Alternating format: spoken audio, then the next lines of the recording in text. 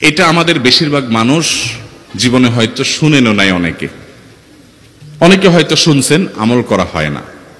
খুব সীমিত সংখ্যক আল্লাহর বান্দার আমলের তৌফিক হয়। সেটা হলো ইয়া যাল জালালি ওয়াল ইকরাম। এটা একটা জিকির, আল্লাহ তাআলাকে ডাকা, আহ্বান করা, এটাই জিকির। ইয়া যাল জালালি ওয়াল ইকরাম। নবী করিম সাল্লাল্লাহু আলাইহি সাল্লাম বলেছেন, আলিজু বিয়া যাল জালালি ওয়াল ইকরাম। তোমরা ইয়া যাল জালালি ওয়াল ইকরাম এটাকে আঁকড়ে ধরো, এটাকে নিয়মিত করো, বেশি বেশি করে বলতে থাকো এটাকে সব সময় এটাকে মুদাওয়ামাতের সাথে কন্টিনিউয়াসলি এটা বলতে থাকো, ইয়া যাল জালালি ওয়াল ইকরাম।